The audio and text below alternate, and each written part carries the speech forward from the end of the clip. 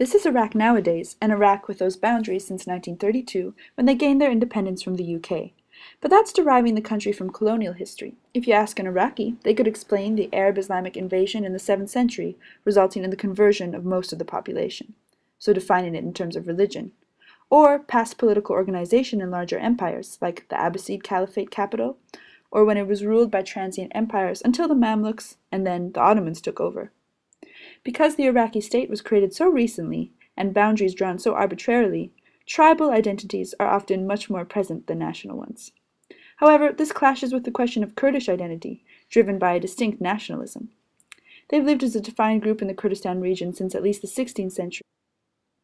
But with the first Kurdish newspaper founded in 1897, the idea of the Kurdish nation came about since the 19th century.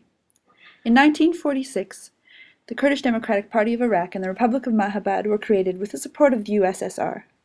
Later that year, Iran crushed the emerging state, seeing the republic as infringing on its borders. Now, time for some treaties.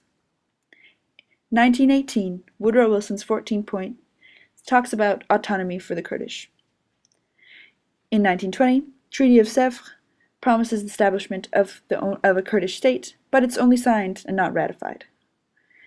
Then, in 1923, the Treaty of Lausanne, which set the boundaries of modern Turkey, overruled the Treaty of Sèvres and did not consider the Kurds. But guess what? Iraq gained independence in 1932 under King Faisal I of the Hashemite monarchy, and the Kurdish problem was still unresolved. In the context of the 1950s, amidst regional disturbances and growing pan-Arabism, as well as the tensions of a proxy Cold War in the Middle East, we'll eventually see war. But wait! Slow down. Rewind. How did this happen? In 1955, the Baghdad Pact was signed between Iraq, Iran, Pakistan, Turkey, and the United Kingdom. It established their military cooperation, but was really a precautionary measure against the Soviet Union fueled by American promises of military and economic aid. That made people mad. Pan-Arabists and communists saw it as Western imperialism, and the Kurds thought these governments would cooperate against their nationalist ambitions. On February 14, 1958, the United Arab Republic was formed between Egypt and Syria. This threatened the monarchies in Jordan and Iraq, so they formed the Arab Federation. Arab nationalists saw this as imperial British influence. Eventually, this led to the coup in 1958 under Qasim, ending the monarchy and bringing about a republic. So, how was the republic for the Kurdish Federation? After the coup, the government seemed more sympathetic toward them, but Kurds were skeptical because Qasim was trying to win them over and bind them to the state, getting popularity over his rival Arif. He invited Barzani back, who wanted autonomy, but he was more concerned with centralizing the state. Finally, in the autumn of 1961, the tensions between the KDP and Qasim's government boiled over into a full-blown civil war. Qasim's problem was that he didn't trust the Iraqi armed forces. They had staged revolt before, and many of the soldiers were actively deserting the army to join the Kurdish rebels. He refused to equip or supply them adequately. But in 1962 and 63, the Kurdish Peshmerga forces proved themselves to be extremely capable fighters as the conflict grew on. Now the scene was set for some coups. The first was in 1963 when the Ba'athist Party killed Qasim, having been unhappy with this stalemate. Then this government was overthrown in November by Nasserist elements of the army. But the Baathists were not gone for good.